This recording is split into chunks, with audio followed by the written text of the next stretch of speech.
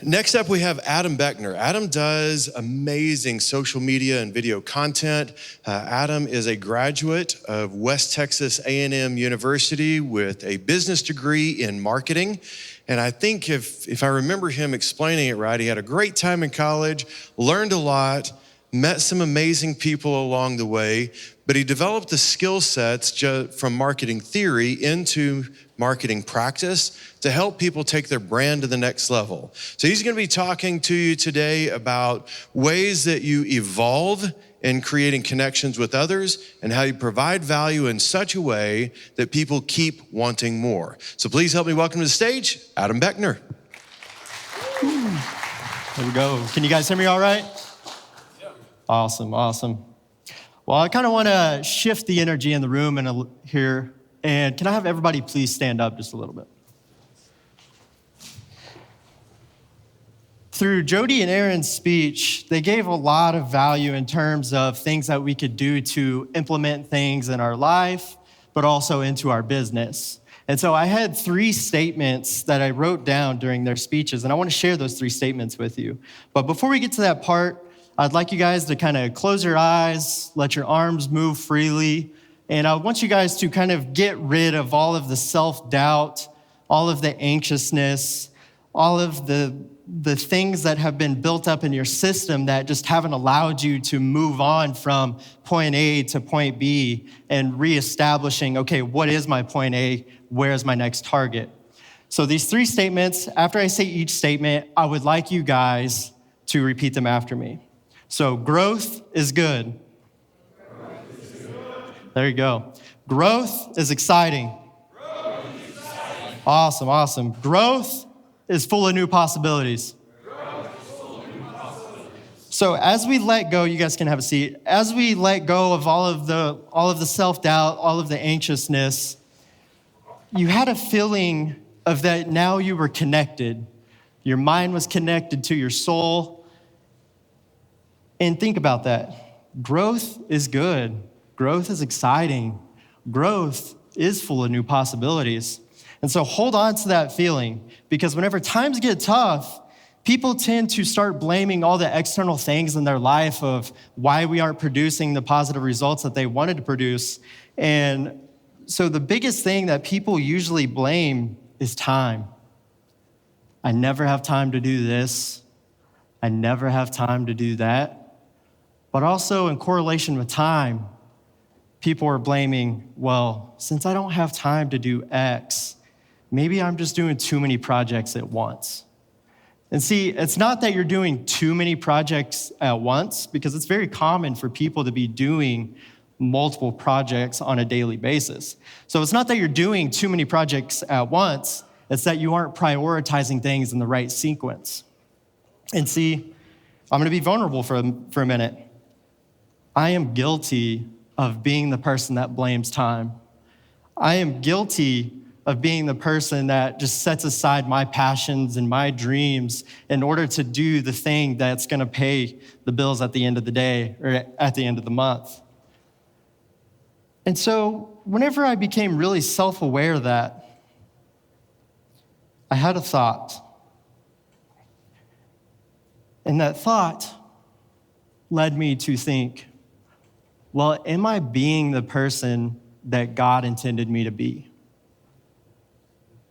Whenever I asked myself that, I instantly wanted to shift my perspective. I wanted to shift my mindset, and I started picking up every self-growth book that I could get at Barnes & Noble. Since then, I've read 8 to 10 books just in this year's time. And what I really found out is that people just give up on their dreams. And so why is it that people give up on their dreams? And so I received a message whenever I had this thought. And it told me, Adam, take a deep breath. Sit down, grab a pen and paper, and write this down when you're ready.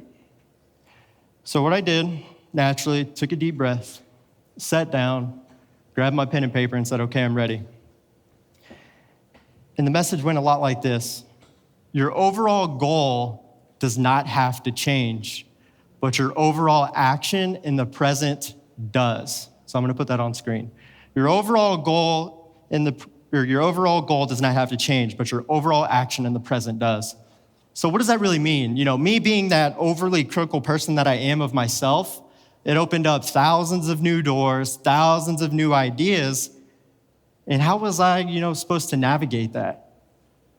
And so what I did is every day I would go to a coffee shop, I'd look at a person online, and I'd figure out, okay, what was that person's passion? Why is it they're doing what they're doing? Why is it that they just all of a sudden quit doing that?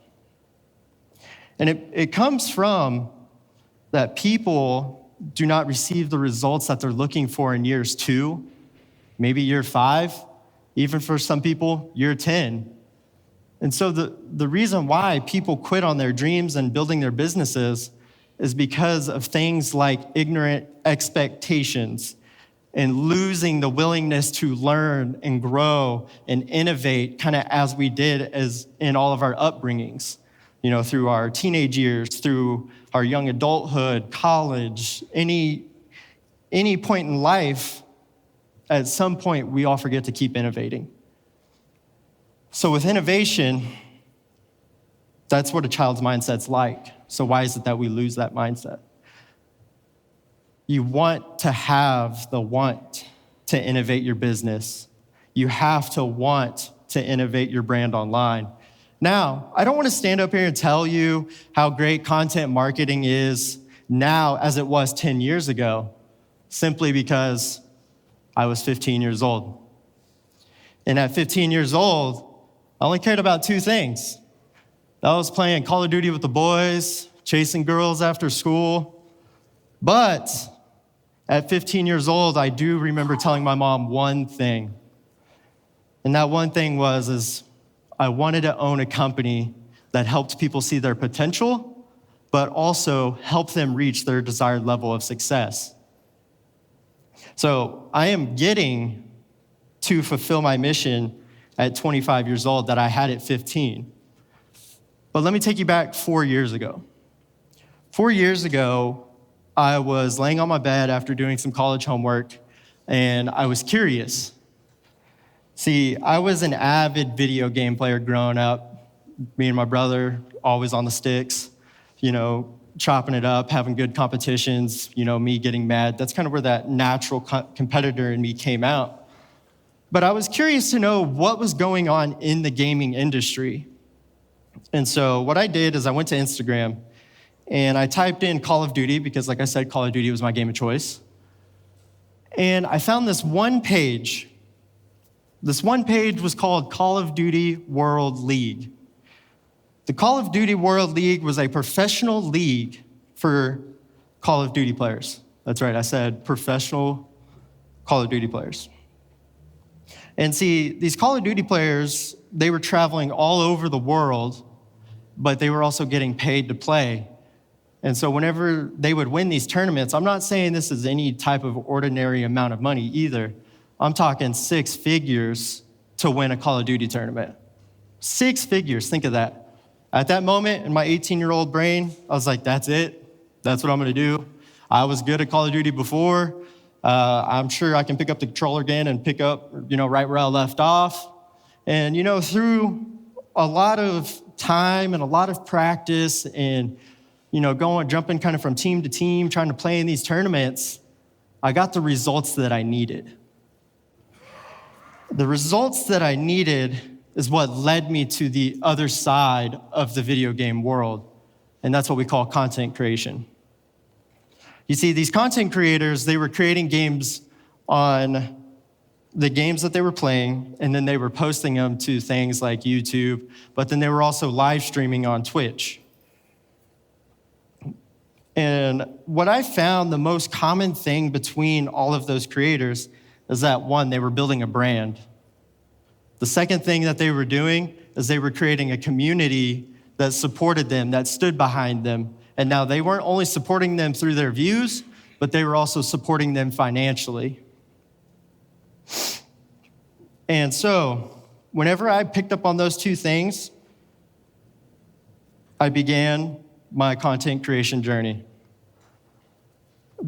Being a content creator is probably one of the best things that I've ever taken a step outside of the box to do, because had I not taken that jump or that leap of faith to learn a whole new industry, to learn a whole new skill, I would not be standing here today talking to you guys about this. And so as I was writing this speech, I actually realized that I am getting to live my purpose at 25 that I had set at 15. And so I kind of want to break that down over the last 10 years of kind of what led me to this point. Here we go. So 15-year-old Adam. We established that 15-year-old Adam was about games and girls, right? But I knew that I wanted to help people at that age, which gave me a purpose. So let's take 18-year-old Adam now. This is whenever I was into going to college, but also a lot of hard work. But, as a guy, I wanted to hang out with the chicks too.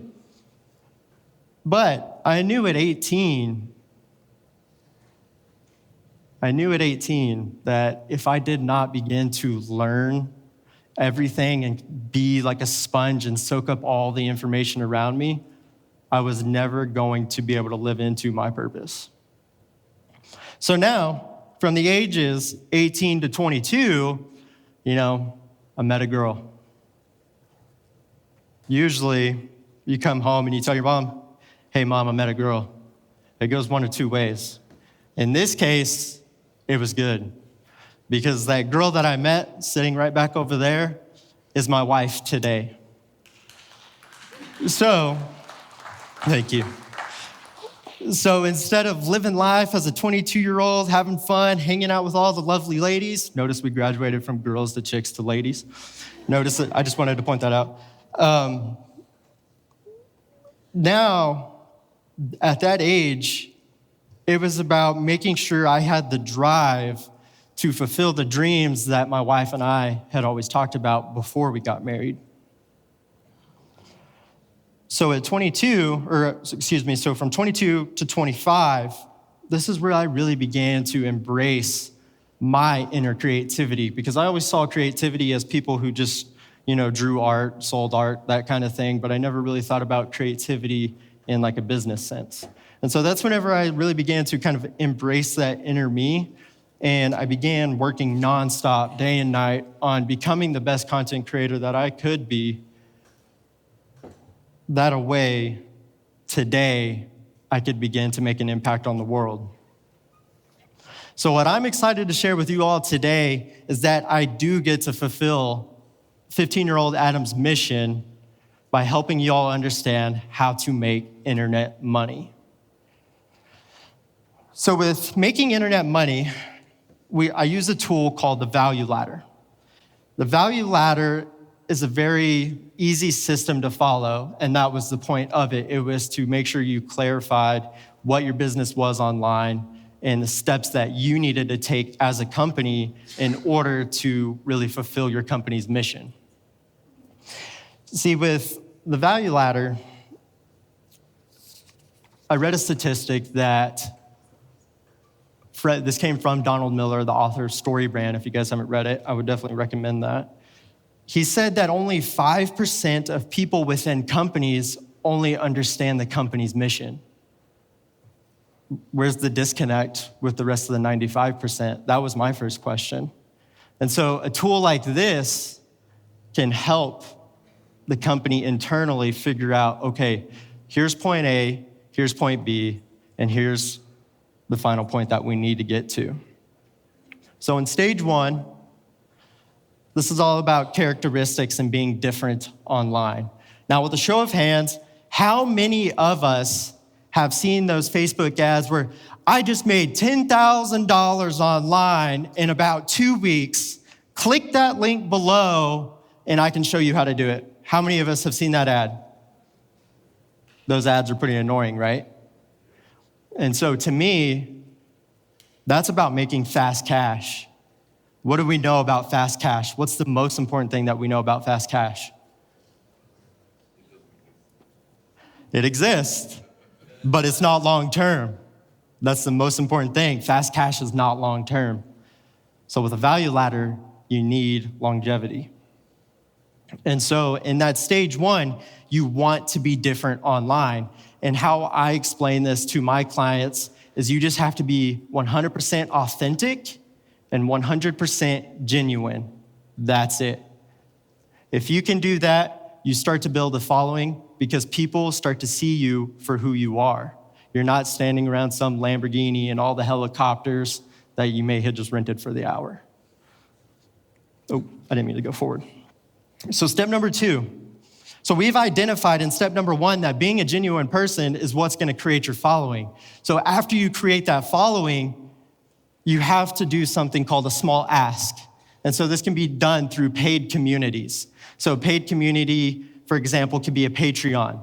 You have a Patreon that people pay maybe, $10 a month, or if you have some type of membership service for your company, this is what that step includes. So you